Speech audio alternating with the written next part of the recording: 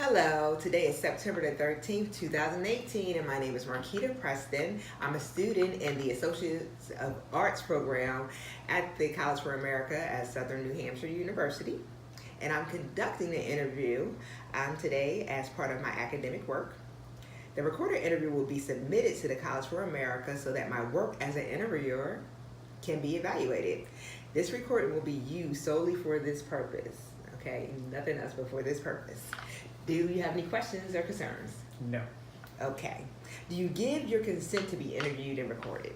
Yes. I, Ricardo Bainez, give my informed consent to participate in this interview to be recorded and used as part of the student's academic evaluation. Thank you, Ricardo.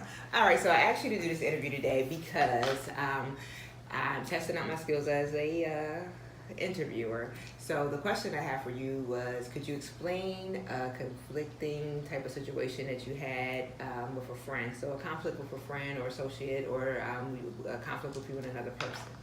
Okay, let me see. Okay, so a conflict with another person? Yes. If we were to go with that, I'll go with something that happened very recently. Okay. So on social media, people were posting pictures of a luncheon that had happened. It was a group luncheon.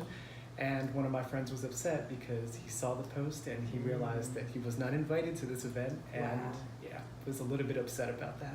Wow. So basically, social media can be a beast in regards to things, because sometimes you don't just include people. It's just you may have not just made the list, but it wasn't intentional. So how did you make amends with your friend, or how was that conversation when you guys talked about him not being invited? I did apologize about the situation that he wasn't invited, but also the group that I was going to lunch with. I mean, he doesn't get along with all of them, so it was one of those things where I thought it best that he not come, because I just want to avoid conflict with anyone else. Okay. That caused conflict between us. So. Wow, conflicts and damage control. Yes. So after all that was said and done, how did you guys, was it a conversation that you had to get you back to normal? Did he accept your explanation for why he was not invited? At that point, yeah, he understood the reason why he wasn't invited, and then we made our own little plans to do something later on. Okay. So I mean, you cleared it up with a little honey, so that's great. So looking backwards, looking back, if you could have handled the situation better where there would not have been a conflict, would you have pretty much hey, we have this luncheon coming up, I know you don't get along with these people, so I'm not going to invite you to that, but we can do something else? Do you think that would have been a better way to handle it? In hindsight, yes. Okay. Mm-hmm. So, and then also too, if the shoe was on the other foot, how would you have taken not being invited? I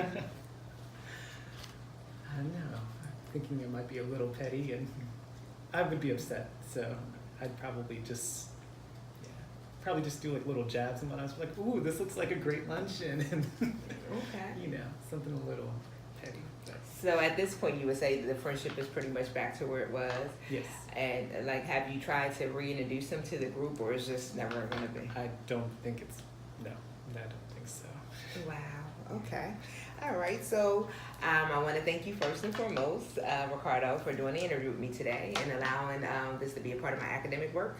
I thank you so much. I know people are a little camera shy, as well as myself, but thank you for the interview and your time, and that's a wrap. You're welcome.